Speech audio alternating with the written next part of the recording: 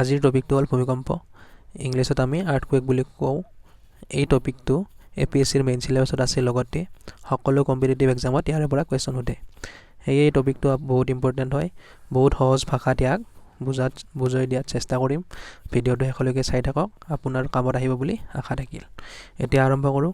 এই ভিডিঅ'টোত আপুনি শিকিব পাৰিব ভূমিকম্প কি, কেনেকৈ হয়, কিয় হয়, ইয়াৰ ইম্পৰ্টেণ্ট কুৱেশ্যনবিলাক আৰু ইয়াৰ লগত জড়িত ইম্পৰ্টেণ্ট টাৰ্মছবিলাক এই বিষয়ে আজি শিকিম। প্ৰথমতে চাওঁ ভূমিকম্প কি, ইয়াৰ ডেফিনেশ্যনটো চাম। ইংলিছত প্ৰথমতে চাই লওঁ। N earthquake is the shaking or vibration of earth crust due to movement of earth's plate by sudden release of energy in earth lithosphere। এতিয়া আমি জানিব লাগিব ক্ৰাষ্ট কাক বোলে, প্লেট কি, লিথোস্ফিয়াৰ কাক বোলা হয়। অসমীয়াত যদি কওঁ ভূমিকম্প কাক বোলে, পৃথিৱীৰ ফলকবোৰৰ মুভমেণ্টৰ ফলত পৃথিৱীৰ পৃষ্ঠত হোৱা কম্পন বা জোকাৰণিকে ভূমিকম্প বুলি কোৱা হয়। এতিয়া আমি বুজিব লাগিব কিয় কেনেকৈ হয়। তাৰ কাৰণে আমি পৃথিৱীৰ ইণ্টাৰনেল ষ্ট্ৰাকচাৰ জানিব লাগিব বা পৃথিৱীৰ আভ্যন্তৰীণ গঠন কেনেকুৱা জানিব লাগিব। এইখন যদি আমি পৃথিৱী বুলি ধৰি লওঁ, ইয়াৰে এটা টুকুৰা ইয়াতে ডাঙৰকৈ বনাই দিছোঁ। পৃথিৱীৰ আভ্যন্তৰীণ ভাগটোক কি ভাগত ভাগ কৰা হয়? 3টা ভাগত ভাগ কৰা হয়। প্ৰথমটো ক্ৰাষ্ট বা আমি অসমীয়াত খোলা বুলি কওঁ। মেণ্টেল বা আমাৰ ভূগৰ্ভ, কোৰ মানে হৈছে কেন্দ্ৰ। 3টা ভাগত ভাগ কৰা হয় মূলতে। এতিয়া আমি জানিব লাগিব এই ক্ৰাষ্ট বা পৃথিৱীৰ খোলাটো কি অৱস্থাত থাকে? চলিড বা গোটা অৱস্থাত থাকে। মেণ্টেলখিনি কি অৱস্থাত থাকে? ছেমি চলিড বা অৰ্ধ গোটা, অৰ্ধপনীয়া। লাভাবিলাক যে থাকে এই মেণ্টেলতে থাকে। তাৰপিছত কোৰখিনি লিকুইড অৱস্থাত থাকে, মানে জুলীয়া অৱস্থাত থাকে।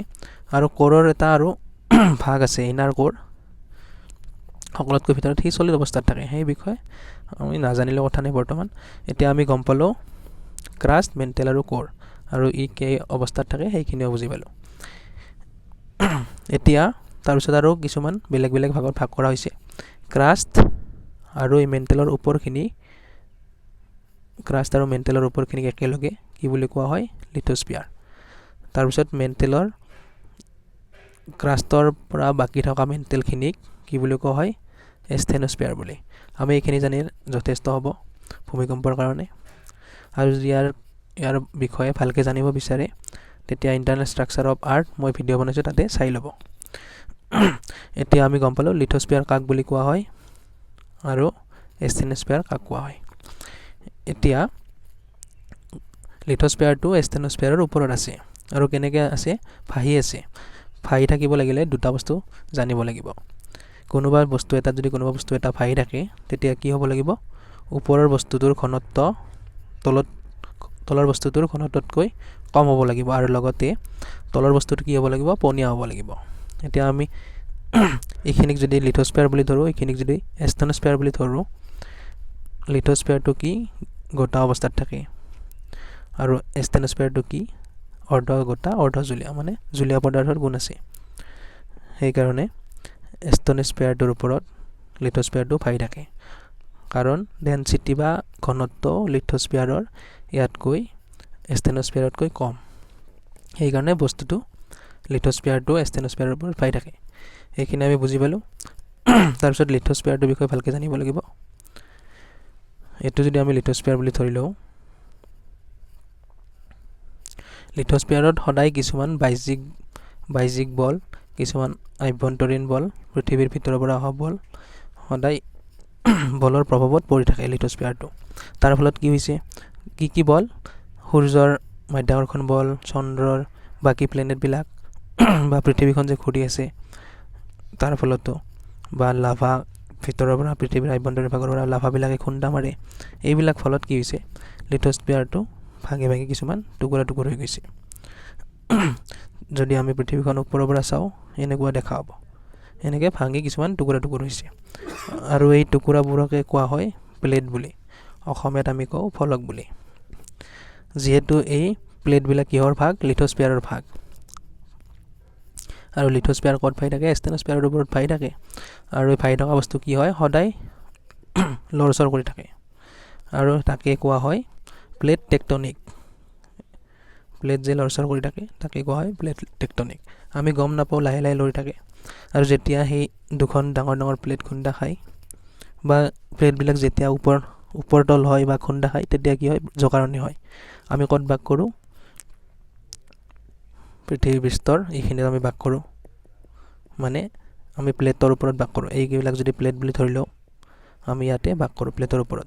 যেতিয়া এই ওপৰৰখিনি যেতিয়া কম্পন হয় বা লৰচৰ কৰে তাকে আমি ভূমিকম্প বুলি কওঁ। এতিয়া আমি জানিব লাগিব এই প্লেটবিলাক কেনেকৈ কেতিয়া খুন্দা খায়, কেনেকৈ আমাৰ পৃথিৱী পৃষ্ঠটো লৰচৰ হয়, আমাৰ খোলাটো লৰচৰ হয়, সেইখিনি জানিলে আমি গম পাম যে ভূমিকম্প কেনেকৈ হয়। এতিয়া আমি কিছুমান ইম্পৰ্টেণ্ট শব্দ বা টাৰ্ম জানিব লাগিব ভূমিকম্পৰ লগত জড়িত। আগতে এইখিনি চাই লওঁ। হাইপ'চেণ্টাৰ বুলি কাক কোৱা হয়? ভূমিকম্প ক'ত হয়? আচলতে ভূমিকম্প আমাৰ পৃথিৱীৰ ভূগৰ্ভত হয়, মানে পৃথিৱীৰ আমাৰ প্লেটবিলাকৰ তলফালে হয়। আৰু য'ত ভূমিকম্পৰ সৃষ্টি হয় বা অৰিজিন হয় তাকে আমি কওঁ হাইপ'চেণ্টাৰ বা ফ'কাছ বা ভূমিকম্পৰ কেন্দ্ৰ। আৰু ইয়াৰ পৰা 90 ডিগ্ৰী ওপৰলৈ যদি আমি পৃথিৱী পৃষ্ঠলৈকে যদি ৰেখা এডাল বনাই লওঁ সম্পূৰ্ণ চিধাকৈ 90 ডিগ্ৰী ওপৰৰ ফালে, তেতিয়া এইখিনি পৃথিৱী পৃষ্ঠ, এই পৃথিৱী পৃষ্ঠৰ এই ঠাইখিনিক কি বুলি কওঁ আমি? এপিচেণ্টাৰ বা অধিকেন্দ্ৰ। এইখিনি আমি বুজি পালোঁ। তাৰপিছত আইচ'চেইছমিক লাইন বুলি কাক কোৱা হয়? যদি ধৰি লোৱা এটুকুৰা ঠাইত ইয়াতে ভূমিকম্প হৈ থাকে আৰু ভূমিকম্প গোটেইকেইটাৰ প্ৰৱণতা একে। যদি সেই ভূমিকম্পকেইটাক আমি এটা লাইনেৰে যদি এনেকৈ লগ কৰি দিওঁ, এই লাইনডালক কোৱা হয় আইচ'চেইছমিক লাইন। তাৰপিছত চেইছম'লজি বুলি কাক কোৱা হয়? চেইছম'লজি মানে হৈছে ষ্টাডি অফ আৰ্থকুৱেক। ভূমিকম্পৰ অধ্যয়নকে কি বুলি কোৱা হয়? চেইছম'লজি। তাৰপিছত ৰিং অফ ফায়াৰ বুলি কাক কোৱা হয়? আমাৰ পৃথিৱীখনত মহাদেশবিলাক যে আছে, উত্তৰ আমেৰিকা, দক্ষিণ আমেৰিকা, এছিয়া, আফ্ৰিকা, অষ্ট্ৰেলিয়া, তাৰে মাজত কি আছে? প্ৰশান্ত মহাসাগৰটো আছে। আৰু তাৰে মাজত কি আছে? প্ৰশান্ত মহাসাগৰটো আছে। আৰু এই মহাসাগৰৰ বাউণ্ডেৰীত সঘনাই ভূমিকম্প আৰু জ্বালামুখী হৈ থাকে। আৰু এই হৈ থকা এই লাইনডালক আমি যদি যোগ কৰি দিওঁ ঠাইবিলাক, তেতিয়া কি হ'ব? এটা গ'লৰ নিচিনা হ'ব। আৰু এই গ'লটোকে কোৱা হয় ৰিং অফ ফায়াৰ। প্ৰশান্ত মহাসাগৰ বাউণ্ডেৰীত য'ত ভূমিকম্প জ্বালামুখী বেছিকৈ হয় সেই ৰাউণ্ডটোক কোৱা হয় ৰিং অফ ফায়াৰ। এইখিনি আমি বুজি পালোঁ। এতিয়া চাওঁ ভূমিকম্প কেনেকৈ হয়। তাৰ কাৰণে আমি পঢ়িলোঁ প্লেট কি বস্তু। আমি যে চালোঁ পৃথিৱীখন আমাৰ বহুতো প্লেটৰ দ্বাৰা গঠিত। প্লেটবিলাকত কি থাকে? ডাঙৰ ডাঙৰ শিলো থাকে প্লেটবিলাকৰ তলফালত। শিল, বহুত মাটি, বহুত মেটেল, এইবিলাক বস্তু থাকে। এতিয়া আমি চাম চেইছমিক ৱেভ কি বস্তু। চেইছমিক ৱেভ কাক কোৱা হয়? ৱেভ মানে হৈছে তৰংগ, চেইছমিক মানে হৈছে ভূমিকম্পৰ লগত জড়িত। ভূমিকম্প হোৱাৰ টাইমত যিবিলাক তৰংগৰ সৃষ্টি হয় তাকে আমি ক'ম চেইছমিক ৱেভ বুলি। এইবিলাক কুৱেশ্যন সোধে। এতিয়া ধৰি লোৱা এইখন আমাৰ পৃথিৱীৰ পৃষ্ঠ। আমাৰ পৃথিৱীখন কি? এনেকুৱা প্লেটৰ দ্বাৰা গঠিত। বহুত প্লেট আছে, এনেকৈ 30খনমান প্লেট আছে পৃথিৱীত মুঠতে। তাৰে সকলোতকৈ ডাঙৰ ডাঙৰ প্লেট আছে 7খনমান। এই প্লেটবিলাক যেতিয়া এখন প্লেটত যেতিয়া খুন্দা খাব বা এখন প্লেটৰ তলত গুচি যাব, তেতিয়া কি হ'ব? ইয়াতে বহুত ডাঙৰকৈ খুন্দা খাব। খুন্দা খালে কি হ'ব? খুন্দা খালে কি হয়? কোনো এটা বস্তু খুন্দা খালে কি হয়? শব্দ উৎপন্ন হয় আৰু লগতে এনাৰ্জি ৰিলিজ হয়। আৰু যেতিয়া প্লেটবিলাক এনেকৈ খুন্দা খাব তেতিয়া এনাৰ্জি ৰিলিজ কেনেকৈ হ'ব? কিছুমান তৰংগৰ সহায়ত এনাৰ্জিবিলাক ৰিলিজ হ'ব। আৰু সেই তৰংগবিলাককে কোৱা হয় চেইছমিক ৱেভ। তৰংগবিলাক এনেকৈ খুন্দা খোৱাৰ পাছত এনেকৈ এক্সপাণ্ড হৈ যাব। আৰু সেই এক্সপাণ্ডৰ ফলত এই তৰংগবিলাকে আমি ক'ত বাস কৰোঁ? ইয়াতে বাস কৰোঁ। ইয়াতে যেতিয়া কম্পনৰ সৃষ্টি কৰিব পৃথিৱী পৃষ্ঠত, তেতিয়া কি হ'ব? তাকে ভূমিকম্প বুলি কোৱা যায়। এতিয়া এই তৰংগবিলাকৰ বিষয়ে জানিব লাগিব। ইয়াৰ পৰা কুৱেশ্যন সোধে। প্ৰথমটো হৈছে পি ৱেভ বা প্ৰাইমাৰী ৱেভ। ৱেভ মানেতো তৰংগ। তাৰপিছত দ্বিতীয়টো এছ ৱেভ। ভূমিকম্পৰ ফলত কি কি তৰংগৰ উৎপত্তি হয়? দ্বিতীয়তে এছ ৱেভ বা ছেকেণ্ডাৰী ৱেভ। তাৰপিছত সকলোতকৈ ডাঙৰ ৱেভটো হৈছে এল ৱেভ। ইয়াক ছাৰফেচ ৱেভ বুলিও কোৱা হয়, কাৰণ ই পৃথিৱী পৃষ্ঠত বেছিকৈ ক্ষতি কৰে, সেইকাৰণে ছাৰফেচ ৱেভ বুলি কোৱা হয়। এতিয়া পি ৱেভটোৰ বিষয়ে কুৱেশ্যন দিব।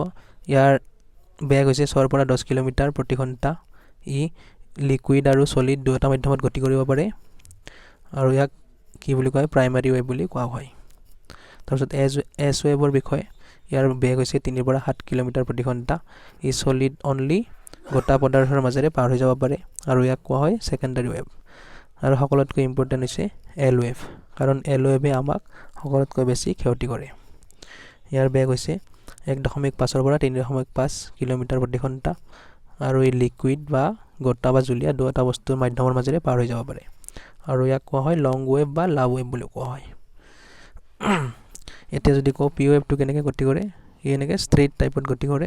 এছ ৱেভে পানীৰ সোঁতৰ নিচিনা গতি কৰে আৰু এল ৱেভটো এনেকৈ গতি কৰে। ভূমিকম্প হোৱাৰ কাৰণবিলাক চোৱাৰ আগতে আমি ভূমিকম্প কেনেকৈ জোখা হয়, কেনেকৈ মেজাৰমেণ্ট কৰা হয় সেইখিনি আগতে চাই লওঁ। ইয়াৰ পৰা বহুত কুৱেশ্যন সোধে, ভূমিকম্প জোখা যন্ত্ৰটোৰ নাম কি? তেতিয়া এনচাৰ হ'ব চেইছমোগ্ৰাফ। আৰু এই যন্ত্ৰটোত দুবিধ স্কেল ব্যৱহাৰ কৰা হয়, এবিধ হ'ল ৰিক্টাৰ স্কেল, এবিধ হ'ল মাৰ্চিলি স্কেল। ইয়াতে কনফিউজন লগাকৈ কুৱেশ্যন সোধে, যদি আপোনাক সোধে ভূমিকম্প জোখা ইনষ্ট্ৰুমেণ্টটোৰ নাম কি, যন্ত্ৰটোৰ নাম কি, তেতিয়া হ'ব চেইছমোগ্ৰাফ। যদি আপোনাক সোধে ভূমিকম্পৰ পৰিমাণ জোখা যন্ত্ৰটোৰ নাম কি বা মেগনিটিউড জোখা যন্ত্ৰ যদি সোধে তেতিয়া চেইছমোগ্ৰাফি হ'ব। যদি আপোনাক সোধে ভূমিকম্পৰ পৰিমাণ জোখা স্কেলবিধৰ নাম কি, তেতিয়া হ'ব ৰিক্টাৰ স্কেল। ইয়াতে উল্টা পাল্টা লাগে, স্কেলৰ কথা যদি সোধে তেতিয়া হ'ব ৰিক্টাৰ স্কেল নহ'লে মাৰ্চিলি স্কেল। তীব্ৰতা জোখা আমাৰ স্কেলবিধৰ নাম কি, ইণ্টেনচিটি বা তীব্ৰতা জোখা স্কেলবিধ হ'ল মাৰ্চিলি স্কেল। যদি যন্ত্ৰৰ কথা সোধে তেতিয়া হ'ব চেইছমোগ্ৰাফ। আৰু চেইছমোগ্ৰাফতে ভূমিকম্প কিমান ডাঙৰ সৰু এইটো ৰেকৰ্ড কৰা হয় সেই যন্ত্ৰটোৰ সহায়ত। ইয়াৰ পৰা বহুত কুৱেশ্যন আহে। এতিয়া নেক্সট চাম আমি ভূমিকম্প হোৱাৰ কাৰণবিলাক। প্ৰথম কাৰণটো হৈছে plate tectonic activity. Plate tectonic মানে ফলক বিৱৰ্তন। অলৰেডি আমি বুজি লৈছোঁ কি বস্তু ফলক বিৱৰ্তন। প্লেটবিলাক কি আমাৰ ষ্টেনস্ফিয়াৰত ভাহি থাকে আৰু এই লৰচৰ কৰি থাকে সদায়। যেতিয়া দুখন প্লেট খুন্দা খায় তেতিয়া কি হ'ব, ইয়াতে বহুত জোৰত শব্দ হ'ব আৰু এনাৰ্জি ৰিলিজ হ'ব, তাৰ ফলত তৰংগৰ সৃষ্টি হ'ব আৰু ইয়াতে পৃথিৱীৰ পৃষ্ঠত কম্পন হ'ব, তাৰ ফলত ভূমিকম্পৰ সৃষ্টি হ'ব। বা যদি দুখন প্লেট ধৰি লোৱা, ইখনৰ ওজন বেছি আৰু ইখন প্লেটৰ ওজন কম, তেতিয়া কি হ'ব, দুখনে যদি খুন্দা খায় ওজন বস্তুটো কি হ'ব, তলৰ ফালে দাবি যাব আৰু যোনখন প্লেটৰ ওজন বেছি ই ওপৰলৈ উঠি যাব খুন্দা খালে। আৰু এনেকুৱা জোনক কি বুলি কোৱা হয়, ছাবডাক্টিভ জোন।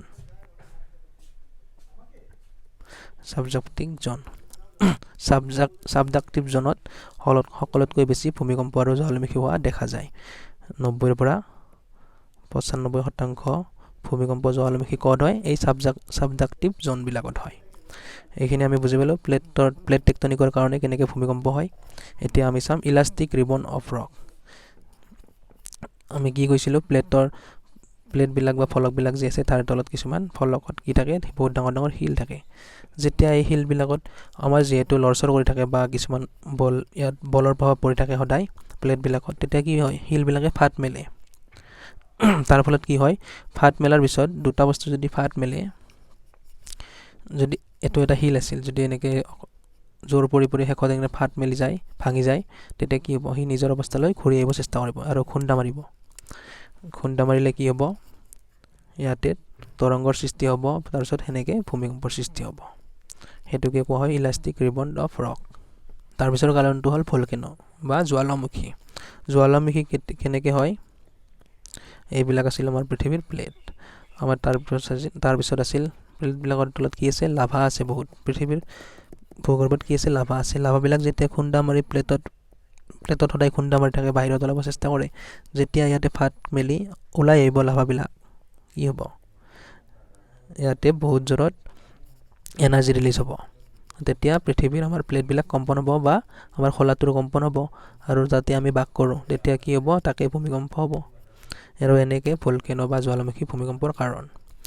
গ্ল'বেল ৱাৰ্মিঙৰ ফলত ভূমিকম্প কেনেকৈ হ'ব, গ্ল'বেল ৱাৰ্মিং মানে পৃথিৱীত গৰম দিনক দিনে বাঢ়ি আছে আৰু আমাৰ বহুত কি আছে, পাহাৰৰ ওপৰত বহুত বৰফ জমা খাই আছে, যিবিলাক গ্লেছিয়াৰ বুলি কোৱা হয়। এই গ্লেছিয়াৰবিলাকো লাহে লাহে গলি গলি পানীত পৰিণত হৈ আছে দিনক দিনে, যিহেতু গৰম বাঢ়ি আছে। তেতিয়া আমাৰ এইটো যদি সাগৰ বুলি ধৰোঁ, সাগৰ পৃষ্ঠত কি হৈছে, পানী দিনক দিনে বাঢ়ি আছে।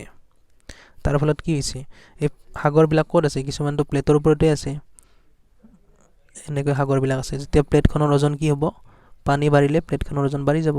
তেতিয়া ইয়াতে যদি দুখন প্লেট আছিল, যদি ওজন বাঢ়ি যায়, কাষৰ প্লেটখনৰ লগত কি হ'ব, অকস্মাতে ওজন হোৱাখন প্লেট তললৈকে আহি যাব। তেতিয়া ইয়াতে খুন্দা মাৰিব, খুন্দা মাৰিলে কি হ'ব, এনাৰ্জি ৰিলিজ হ'ব, সেনেকৈ ভূমিকম্পৰ সৃষ্টি হ'ব। সেইটো কাৰণ হ'ল গ্ল'বেল ৱাৰ্মিং। আৰু য'ত ভূমিকম্পৰ সৃষ্টি হয় পৃথিৱীৰ আভ্যন্তৰীণ ভাগক তাক আমি কওঁ হাইপ'চেণ্টাৰ বুলি। আৰু তাৰ সমান্তৰালকৈ পৃথিৱীৰ উপৰিভাগলৈকে চিধাকৈ 90 ডিগ্ৰীত সেই পইণ্টটো কওঁ আমি এপিচেণ্টাৰ বা অধিকেন্দ্ৰ বুলি। আৰু অধিকেন্দ্ৰত সকলোতকৈ ভূমিকম্পৰ প্ৰৱণতা বেছি, কাৰণ হাইপ'চেণ্টাৰ বা কেন্দ্ৰৰ পৰা ইয়াৰ দূৰত্ব সকলোতকৈ কম, সেইকাৰণে ইয়াতে তীব্ৰতা সকলোতকৈ বেছি। এইটোও কোৱেশ্যন সোধে, এইটো পইণ্টটো হৈছে এপিচেণ্টাৰ। এপিচেণ্টাৰত ভূমিকম্পৰ প্ৰৱণতা সকলোতকৈ বেছি। এতিয়া নেক্সট কাৰণটো হ'ল এন্থ্ৰপ'জেনিক ৰিজন, মানে মানুহৰ দ্বাৰা কৰা কামৰ ফলত ভূমিকম্প কেনেকৈ হয়। নিউক্লিয়াৰ টেষ্টৰ ফলত ভূমিকম্প হয়। মেইন হ'ল প্লেটবিলাক যেতিয়া লৰচৰ হ'ব তেতিয়াই ভূমিকম্প হয়। নিউক্লিয়াৰ টেষ্টৰ ফলত কি হ'ব, প্লেটবিলাক লৰচৰ কৰিব, কম্পন হ'ব, সেনেকৈ ভূমিকম্পৰ সৃষ্টি হ'ব। প্লেটবিলাক জোৰত খুন্দা হ'ব নিউক্লিয়াৰ টেষ্ট কৰিলে। তাৰপিছত ডিপ মাইনিং, যেতিয়া পৃথিৱীৰ তলৰ পৰা কয়লা, খনিজ পদাৰ্থ এইবিলাক উলিওৱা হ'ব, তেতিয়া কি হ'ব, সেই প্লেটখনৰ ওজন কমি যাব বেলেগ প্লেটৰ তুলনাত। তেতিয়া ওজন কমি গ'লে কি হ'ব, ই ওপৰলৈকে আহি যাব বেলেগ প্লেটৰ তুলনাত। ওজন কমা বস্তু এটা উঠি আহিব, ওপৰৰ ফালে উঠি আহিব, যিহেতু ভাহি আছে, আৰু ওজন বেছি তললৈকে গুচি যাব, তেতিয়া ইয়াতে খুন্দা লাগিব, আৰু সেনেকৈ তৰংগৰ সৃষ্টি হ'ব আৰু ভূমিকম্পৰ সৃষ্টি হ'ব। বা গ্ৰাউণ্ড ৱাটাৰ এক্সট্ৰাকশ্যন, যেনেকৈ মাটিৰ তলৰ পৰা পানীবিলাক উলিয়াই আছোঁ দিনক দিনে, তেনেকৈ প্লেটবিলাকৰ ওজন কমি গৈ আছে, তেনেকৈ এনেকৈ ছেম পৰিঘটনা হ'ব আৰু ভূমিকম্পৰ সৃষ্টি হ'ব। বা পপুলেশ্যন হ'লেও এনেকুৱা হ'ব, আমি যিহেতু প্লেটবিলাকৰ ওপৰতে বাস কৰোঁ, পপুলেশ্যন বাঢ়িলে কি হ'ব, প্লেটবিলাকৰ ওজন বাঢ়ি যাব। তেতিয়া বেলেগ কাষত থকা প্লেটকেইখনৰ তুলনাত তাৰ ওজন বাঢ়ি গ'লে ই তললৈকে সোমাই যাব, সোমাই গ'লে প্লেটে খুন্দা খাব, কিছুমান পইণ্টত খুন্দা হ'ব। যিহেতু প্লেটবিলাক একদম সমান নহয়, অখৰা মখৰা টাইপৰ, ক'ৰবাত নহয় ক'ৰবাত খুন্দা খাব, আৰু খুন্দা খোৱাৰ ফলত তৰংগৰ সৃষ্টি হ'ব আৰু ভূমিকম্পৰ সৃষ্টি হ'ব। এতিয়া আজিৰ কাৰণে এইখিনিয়ে।